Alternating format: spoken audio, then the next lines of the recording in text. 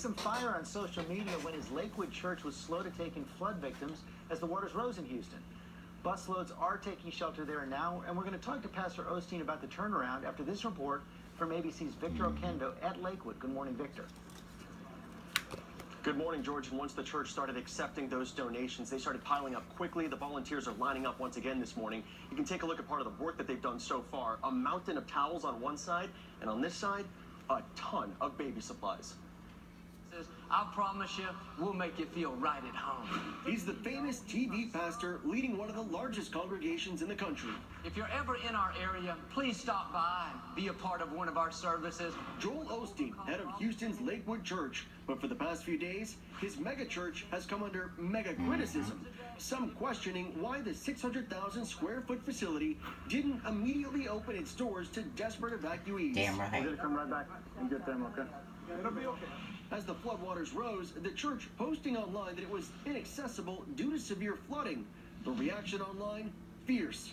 Tweets like this saying, when Joel Osteen has a gigantic church and $10 million home in Houston, but is only offering prayers to people affected by Harvey, and the already heavily criticized Joel Osteen isn't helping himself by not opening that mega church of his, and leads me to ask, what would Jesus do? Some even posting photos like these, seeming to show the church grounds totally flood-free. Yeah. But Lakewood officials providing these pictures as proof that there was lots of water That's the just a parking foot from garage. the top of their floodgates, and saying the doors have been opened. Our doors have always been open. We have been a shelter like they were a shelter from the very beginning. And now the church up and running as an official shelter, already filled with giant piles of donations and winding lines of cars with volunteers waiting to sign up to help. In speaking with a lot of those volunteers, we learned a lot of them aren't necessarily Joel Osteen viewers or part of the congregation here. They just told us they're from Houston and they want to help. George? Okay, Victor, thanks. Pastor Osteen now does join us from Lakewood Church as well. Thank you for joining us this morning.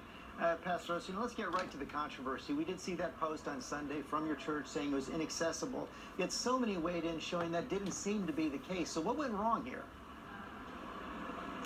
Well, George, first off, the building was inaccessible. The floodwaters went down. I mean, this building flooded in 2001 and had 10 feet of water in the lower bowl, and we put up floodgates, and it kept it from going over. It's only a foot away. But you know, I think, George, the narrative is that we didn't want to take people in, or that we didn't open in time. It's totally not true. We were here for people. We were a shelter. We were taking people as soon as the floodwaters receded, when several people came here to take them in. But the city has a shelter 4 miles from here. We work with the city all the time, and when their shelter was totally full, they started bringing people over here, and here we are again today doing it like we did in 2001 when we housed 3,000 people. So I don't know. I think somebody created that narrative that somehow we were high and dry, and none of that is true. This building, it was a safety issue, and we took people in from the very beginning. You do seem to be up and running now, but any lessons learned from this?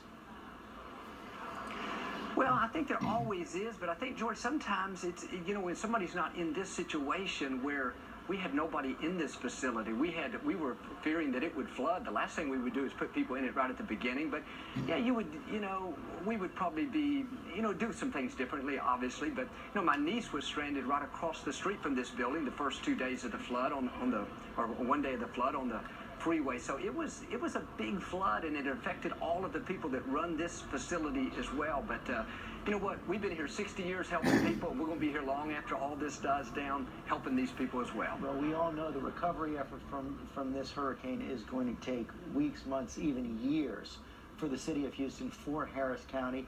How do you see Lakewood's mission in that recovery effort? Well, just what you said, George, it's long-term, because this, we'll get them out of the shelters over time when we can, but they need help rebuilding their lives. And so we have teams set up, and we have hundreds of pastors that have already called, and organizations like Samaritan's Purse and World Vision. We'll come in here and we'll help rebuild.